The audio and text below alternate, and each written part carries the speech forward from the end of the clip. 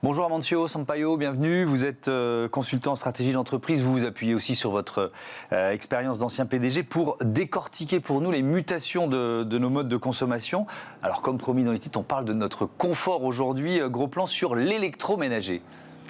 Oui, bonjour Thomas. C'est vrai que c'est un sujet que j'ai trouvé intéressant de l'aborder parce qu'il est omniprésent dans notre quotidien, une énorme source de confort. Et on n'arrive même pas à s'imaginer d'y vivre sans ces appareils qui nous rendent la vie facile et agréable. Donc c'est tout un symbole de la vie moderne.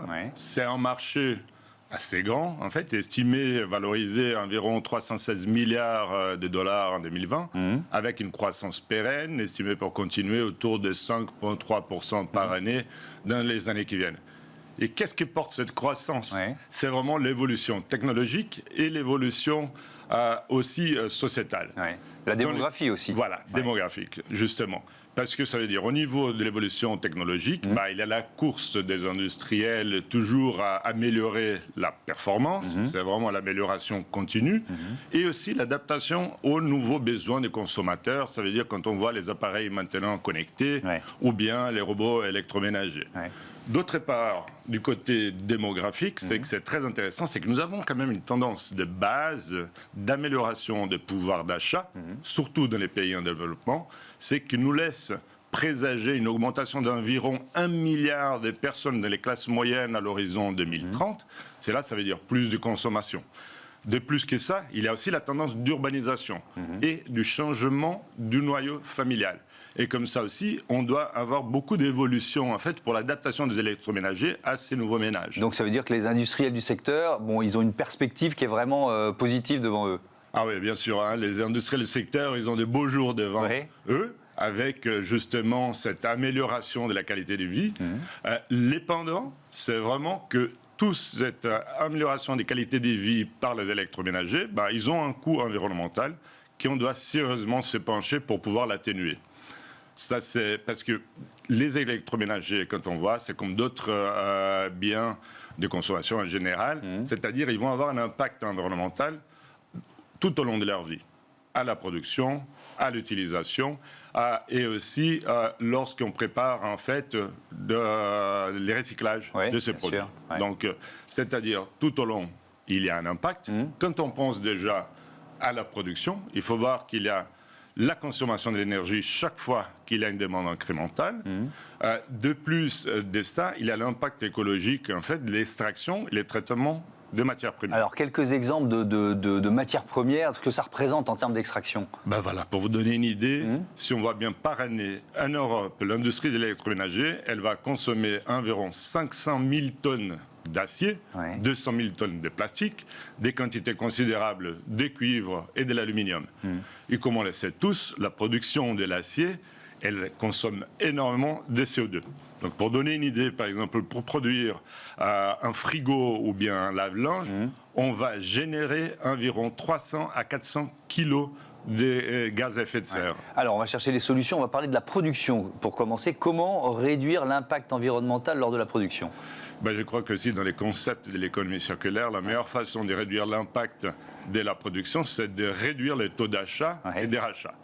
Une fois que c'est produit, il faut déjà que les industriels ils puissent penser à long terme pour les recyclages. Ça veut dire de faire un design qui permet une plus facile séparation des matériaux et aussi en rajoutant l'inclusion, en augmentant les taux de matériaux recyclés dans leurs produits. Et alors ensuite, si on s'intéresse à nos usages, comment on peut réduire cet impact environnemental quand on utilise cet électroménager? Lors de l'utilisation, vraiment, j'imagine que la réduction de son impact passe aussi par une évolution de l'attitude du consommateur aussi, avec l'aide bien sûr de fabricants et des gouvernements. Quand on parle aujourd'hui, les noms les dit, les électroménagers, ils consomment de l'électricité, mais aussi bien du gaz. Dans ces moments-là, des crises énergétiques, d'augmentation de la facture électrique, c'est un bon moment de faire évoluer et maximiser l'utilisation.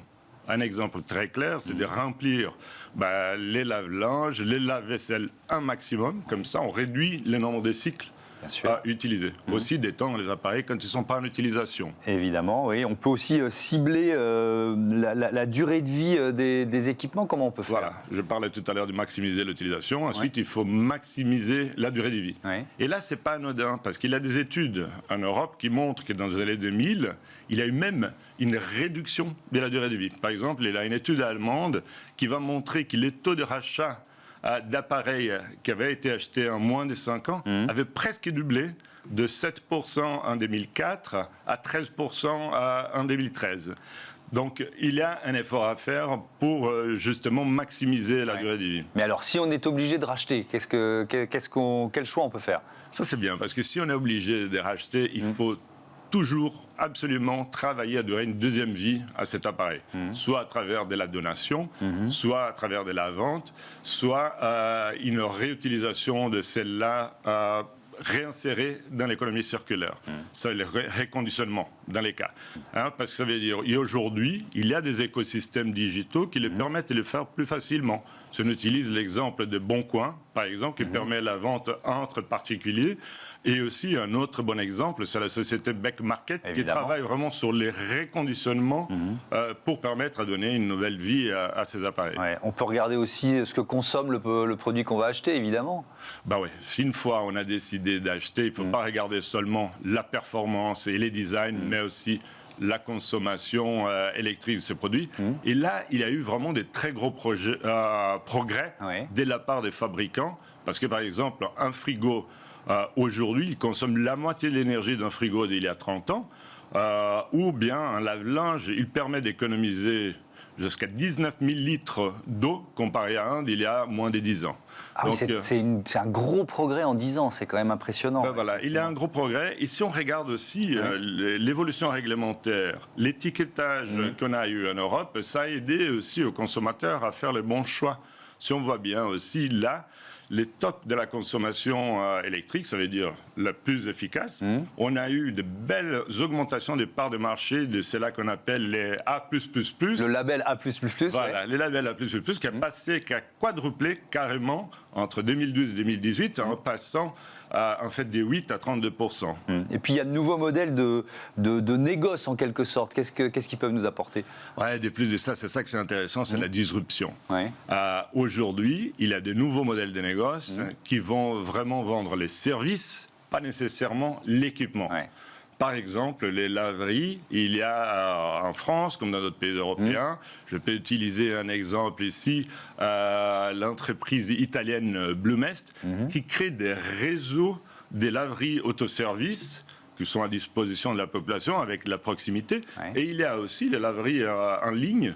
Par exemple, là en France, on a les laveurs modernes qui permet d'un côté d'avoir la praticité pour les consommateurs, d'autre part une utilisation professionnelle des équipements, une réduction de la demande et une meilleure utilisation des eaux usées. Donc ça fait beaucoup de bons arguments. On termine par la question de la fin de vie de l'électroménager. Qu'est-ce qu'on peut en dire? Voilà, une fois qu'on arrive vraiment à la fin de vie, qu'on a essayé de les rallonger, et on doit impérativement les recycler. Et là, il y a encore du boulot à faire, parce qu'en Europe, c'est environ seulement 35% des électroménagers qui sont recyclés correctement. Donc il y a un effort des industriels, des distributeurs, des gouvernements pour augmenter les taux de recyclage et la qualité de recyclage. Parce qu'il y a des appareils, surtout quand on regarde par exemple les frigos, il faut les faire proprement parce qu'il faut éviter que les gaz de refroidissement partent dans l'atmosphère.